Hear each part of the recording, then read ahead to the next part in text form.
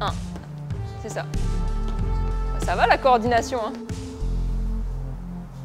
J'ai découvert la kiné en tant que patiente quand j'étais plus jeune. Je me suis dit que c'est vrai que ça a l'air cool et tout. Et de fil en aiguille, je me suis lancée après le bac dans mon école de kiné. Et mon choix a été le bon parce que ça m'a tout de suite plu. J'ai appris beaucoup sur moi. Je suis avec des personnes qui me font penser à autre chose qu'au sport. C'est ce qui fait qu'aujourd'hui, je suis la personne que je suis.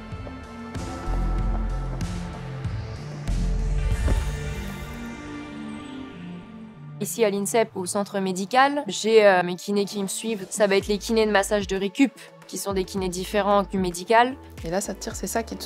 Bah en fait là, je sens que c'est nerveux. En même temps, je sens que c'est ça des fois qui me titille un peu. Ouais, bah c'est bon. Là, je l'ai plus. Non, mais sans blague, je l'ai plus du tout. La zone toute indurée, là. Ensuite, on a nos médecins référents de pôle, les médecins référents de l'équipe de France qui nous accompagnent en déplacement. Il faut aussi s'entourer de personnes qui sont là pour nous donner des conseils et sur qui on a le droit de se reposer. Ce sont des gens de confiance à qui, dès qu'il m'arrive un petit pépin, je communique avec eux pour avoir aussi les feux verts des médecins, tout simplement parce que moi je suis pas médecin et j'ai besoin d'avoir quelqu'un qui chapeaute un petit peu tout ça et qui me donne les feux verts quand je peux y aller. Au moment de la compète, de l'entraînement, de l'échauffement, je sais aussi me focaliser sur ça et puis penser au reste aussi. Il faut à un moment donné se concentrer sur ce que je dois faire. Je coupe combien de temps à chaque fois? 1 minute? C'est quoi la récup? 30 secondes? J'ai mis 30 secondes à 1 minute. Toutes tes arrivées sont sur un plot vert qui est sur ta gauche. Allez, on va au bout là. Allez, les bras, ça bouge. J'ai besoin aussi de mon temps à moi, où je suis pas avec mes partenaires d'entraînement, où je suis pas avec mes entraîneurs. Donc j'ai besoin d'avoir ce deuxième pilier qui est mon travail pour avoir plus de sécurité. Tu vois la diff? Je vois la diff.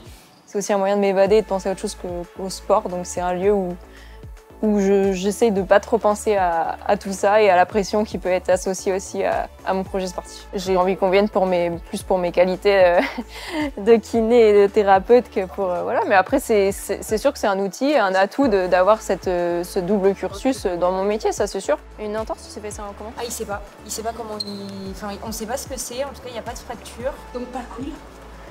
C'est plus le moral qui prend cher là. Ouais. Bah, surtout qu'il s'attendait vraiment. Finalement, quand on est sportif de haut niveau, on n'est pas si différent que les autres, enfin je crois pas. En tout cas, moi ça ne change pas ma pratique et c'est plutôt agréable de pouvoir profiter de ça avec mes patients et de leur en faire bénéficier. Tu montes à fond, rotation externe max, flexion dans l'axe, pivote, rotation interne et là t'emmènes en extension. N'embarque pas trop les épaules vers l'avant, reste droit et tu ramènes. Je fais toujours savoir aux patients que je suis déficiente visuelle, donc après c'est toujours un travail d'équipe, comme ça il n'y a pas de malentendu et de malaise. Tout ce que je peux pas percevoir à cause de ma déficience visuelle, je pose des questions qui peuvent orienter un petit peu mon diagnostic, on va dire. Le patient sur certaines choses peut tout simplement m'aider à tout bêtement lire des poids sur des haltères, à trouver un élastique dans la salle quand je le vois pas, et en fait on travaille ensemble. Ok, redresse un tout petit peu ton buste, t'es un peu en arrière.